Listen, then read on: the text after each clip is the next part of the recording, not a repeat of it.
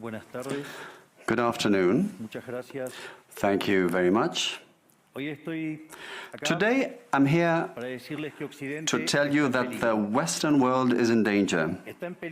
And it is endangered because those who are supposed to have to defend the values of the West are co-opted by a vision of the world that inexorably leads to socialism and thereby to poverty.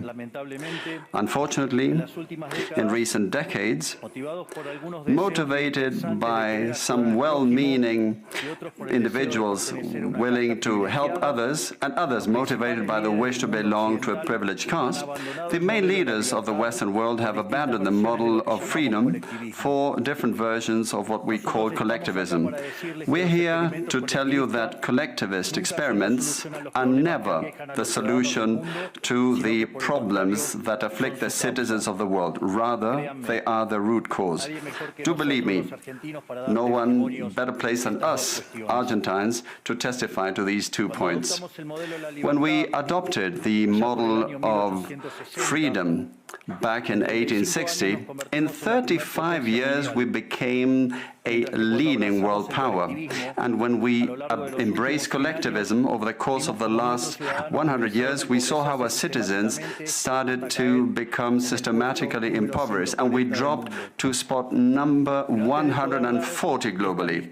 But before having the discussion, it would first be important for us to take a look at the data that demonstrate why free enterprise capitalism is not just the only possible system to end world poverty, but also that it's the only morally desirable system to achieve this. If we look at the history of economic progress, we can see how between the year 0 and the year 1800 approximately, world per capita GDP practically remained constant throughout the whole reference period. If you look at a graph of the evolution of economic growth throughout the history of humanity, you would see a hockey stick graph, an exponential function that remained constant for 90% of the time and which was exponentially triggered starting in the 19th century. The only exception to this history of stagnation was in the late 15th century with the discovery of the American continent. But for this exception, throughout the whole period between the year 0 and the year 1800, global per capita GDP stagnated. Now, it's not just that capitalism brought about an explosion in wealth from the moment it was adopted as an economic system. But also, if you look at the data, what you will see is that growth continues to accelerate throughout the whole period. And throughout the whole period between the year 0 and the year 1800, the per capita GDP growth rate remained stable at around 0.02% annually, so almost no growth. Starting in the 19th century, with the Industrial Revolution, the compound annual growth rate was 0.66%. And at that rate, in order to double per capita GDP, you would need some 107 years. Now, if you look at the period between the year 1900 and the year 1950, the growth rate accelerated to 1.66% a year. So you no longer need 107 years to double per capita GDP, but 66. And if you take the period between 1950 and the year 2000, you will see that the growth rate was 2.1%. Again, the CAGR, which would mean that in only 33 years we could double the world's per capita GDP. This trend, far from stopping, remains well alive today. If we take the period between the year 2000 and 2023, the growth rate again accelerated to 3% a year, which means that we could double world per capita GDP in just 23 years. That said, when you look at per capita GDP since the year 1800 and until today, what you will see is that after the Industrial Revolution, global per capita GDP multiplied by over 15 times, which meant a boom in growth that lifted 90% of the global population out of poverty. We should remember that by the year 1800, about 95% of the world's population lived in extreme poverty, and that figure dropped to 5% by the year 2020, prior to the pandemic. The conclusion is obvious. Far from being the cause of our problems, free trade capitalism as an economic system is the only instrument we have to end hunger, poverty, and extreme poverty across our planet. The empirical evidence is unquestionable. Therefore, since there is no doubt that free enterprise capitalism is superior in productive terms, the left-wing doxa has attacked capitalism, alleging matters of morality, saying, that's what the detractors claim, that it's unjust. They say that capitalism is evil because it's individualistic, and that collectivism is good because it's altruistic, of course, with the money of others. So they therefore advocate for social justice. But this concept, which in the developed world became fashionable in recent times, in my country has been a constant in political discourse for over 80 years. The problem is that social justice is not just, and it doesn't contribute either to the general well-being. Quite on the contrary, it's an intrinsically unfair idea because it's violent. It's unjust because the state is financed through tax. And taxes are collected coercively. Or can any one of us say that they voluntarily pay taxes? Which means that the state is financed through coercion, and that the higher the tax burden, the higher the coercion, and the lower the freedom. Those who promote social justice, the advocates, start with the idea that the whole economy is a pie that can be shared differently. But that pie is not a given. It's wealth that is generated in what Israel Kirzner, for instance, calls a market discovery process. If the goods or services offered by a business are not wanted, the business will fail unless it adapts to what the market is demanding. If they make a good quality product at an attractive price, they will do well and produce more. So the market is a discovery process in which the capitalists will find the right path as they move forward. But if the state punishes capitalists when they're successful and gets in the way of the discovery process, they will destroy their incentives, and the consequence is that they will produce less, the pie will be smaller, and this will harm society as a whole.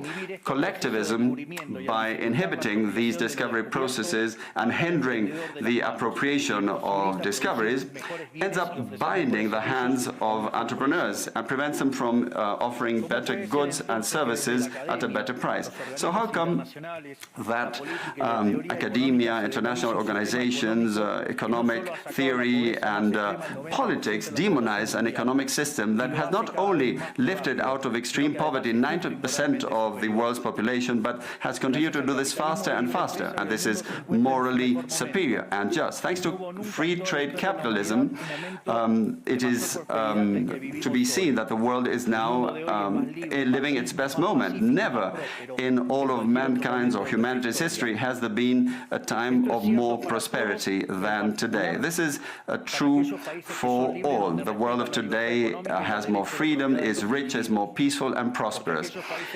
And this is particularly true for countries that have more freedom and have economic freedom and respect the property rights of individuals, because countries that have more freedom are 12 times richer than those that are repressed, and the lowest decile in terms of distribution in free countries are better off than 90% of the population of repressed countries, and poverty is 25 times lower, and extreme poverty is 50 times lower. And citizens in free countries live 25% longer than citizens in repressed countries. Now, what is it that we mean when we talk about libertarianism? And let me quote the words of the greatest authority on freedom in Argentina, Professor Alberto Venegas Lich Jr., who says that libertarianism is the unrestricted respect for the life project of others, based on the principle of non-aggression, in defense of the right to life, liberty and property.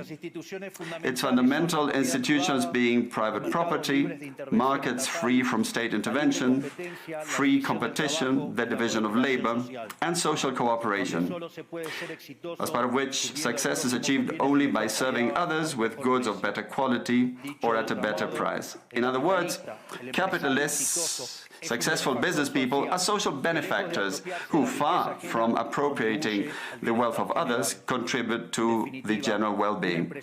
Ultimately, a successful entrepreneur is a hero. And this is the model that we are advocating for the Argentina of the future, a model based on the fundamental principles of libertarianism, the defense of life, of freedom, and of property. Now, if free enterprise capitalism and economic freedom have proven to be extraordinary instruments to end poverty in the world, and we are now at the best time in the history of humanity, it is worth asking why I say that the West is endangered. And I say this precisely because in those of our countries that should defend the values of the free market, private property, and the other institutions of libertarianism, sectors of the political and economic establishment, some due to mistakes in their theoretical framework and others due to a greed for power are undermining the foundations of libertarianism, opening up the doors to socialism and potentially condemning us to poverty, misery and stagnation. It should never be forgotten that socialism is always and everywhere an impoverishing phenomenon that has failed in all countries where it's been tried out. It's been a failure economically, socially, culturally, and it also murdered over 100 million human beings. The essential problem in the West today is not just that we need to come to grips with those who, even after the fall of the Berlin Wall and the overwhelming empirical evidence, continue to advocate for impoverishing socialism. But there's also our own leaders, thinkers, and academics who, relying on a misguided theoretical framework, undermine the fundamentals of the system that has given us the greatest expansion of wealth and prosperity in our history. The theoretical framework to which I refer is that of neoclassical economic theory, which designs a set of instruments that unwillingly, or without meaning to, ends up serving the intervention by the state, socialism and social degradation. The problem with neoclassicals is that the model they fell in love with does not map reality, so they put down their mistakes to supposed market failures rather than reviewing the premises of the model. On the pretext of a supposed market failure, regulations are introduced which only create distortions in the price system, prevent economic calculus, and therefore also prevent saving, investment and growth. This problem lies mainly in the fact that not even supposedly libertarian economists understand what the market is, because if they did understand, it would quickly be seen that it's impossible for there to be something along the lines of market failures. The market is not a mere graph describing a curve of supply and demand. The market is a mechanism for social cooperation where you voluntarily exchange ownership rights. Therefore, based on this definition, talking about a market failure is an oxymoron. There are no market failures. If transactions are voluntary, the only context in which there can be a market failure is if there is coercion. And the only one that is able to coerce generally is the state, which holds a monopoly on violence. Consequently, if someone considers that there is a market failure, I would suggest that they check to see if the state intervention involved. And if they find that that's not the case, I would suggest that they check again, because obviously there's a mistake. Market failures do not exist. An example of these so-called market failures described by the neoclassicals are the concentrated structures of the economy. However, without increasing returns to scale functions, whose counterpart are the concentrated structures of the economy, we couldn't possibly explain economic growth since the year 1800 until today. Isn't this interesting? Since the year 1800 onwards, with population multiplying by 8 or 9 times, per capita GDP grown by over 15 times. So there are growing returns, which took extreme poverty from 95% to 5%. However, the presence of growing returns involves concentrated structures, what we would call a monopoly.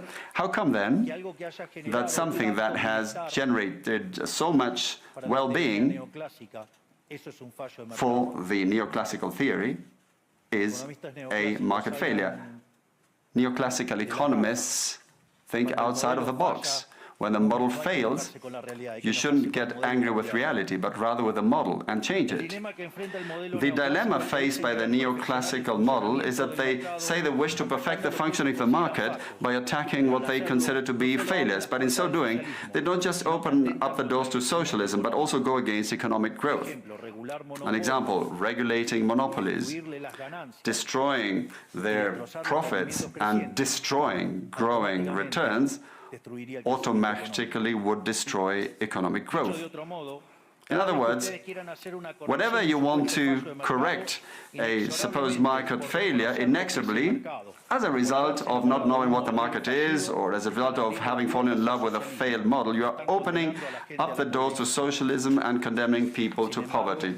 However, faced with the theoretical demonstration that state intervention is harmful and the empirical evidence that it has failed couldn't have been otherwise, the solution to be proposed by collectivists is not greater freedom, but rather greater regulation, which creates a downward spiral of regulations until we're all poorer and the life of all of us depends on a bureaucrat sitting in a luxury office. Given the dismal failure of collectivist models and the undeniable advances in the free world, socialists were forced to change their agenda. They left behind the class struggle based on the economic system and replaced this with other supposed social conflicts which are just as harmful to life as a community and to economic growth. The first of these new battles was the ridiculous and unnatural fight between man and woman. Libertarianism already provides for equality of these sexes. The cornerstone of our creed says that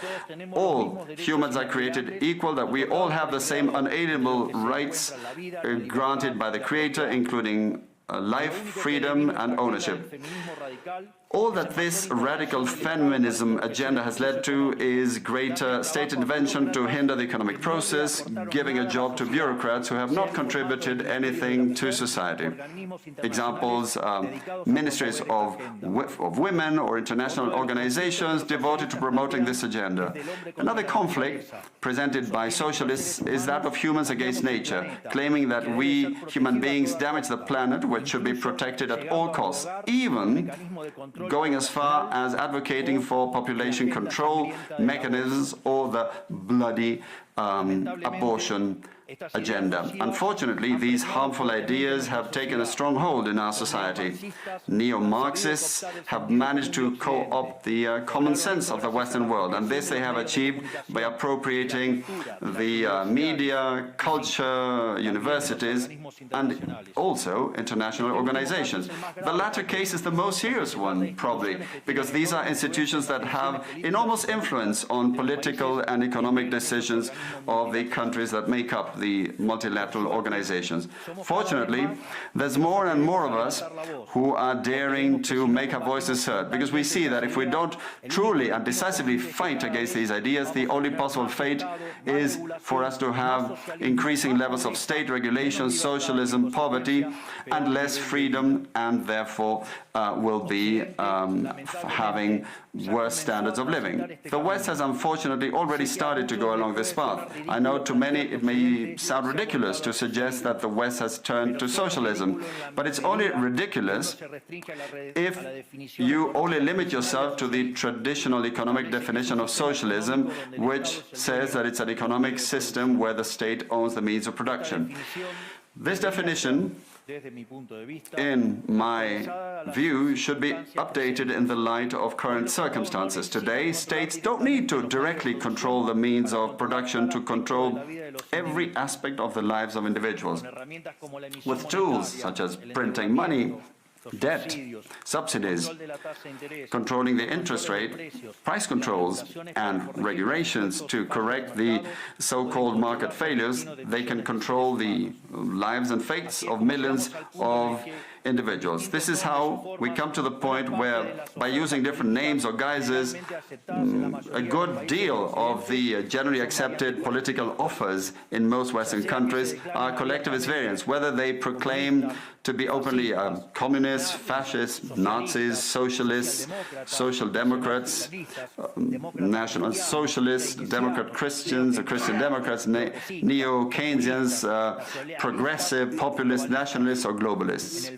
At bottom, there are no major differences. They all say that the state should steer all aspects of the lives of individuals. They all defend a model contrary to that one which led humanity to the most spectacular progress in its history. We have come here today to invite the rest of the countries in the Western world to get back on the path of prosperity, economic freedom, limited government, and unlimited respect for private property are essential elements for economic growth. And the impoverishment produced by collectivism is no fantasy, nor is it an inescapable fate. But it's a reality that we Argentines know very well. We have lived through this, we have been through this, because as I said earlier, ever since we decided to abandon the model of freedom that had made us rich, we have been caught up in a downward spiral, as part of which we are poorer and poorer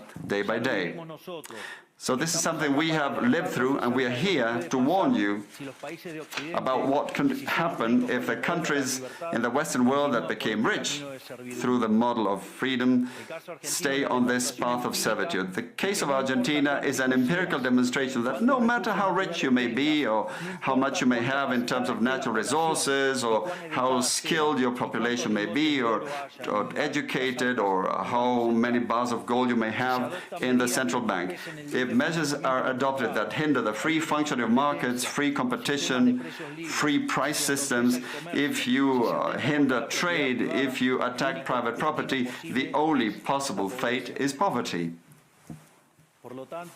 Therefore, in concluding, I would like to leave a message for all business people here and for those who are not here in person but are following from around the world. Do not be intimidated either by the political class or by parasites who live off the state. Do not surrender to a political class that only wants to stay in power and retain its privileges. You are social benefactors, you're heroes, you're the creators of the most extraordinary period of prosperity we've ever seen.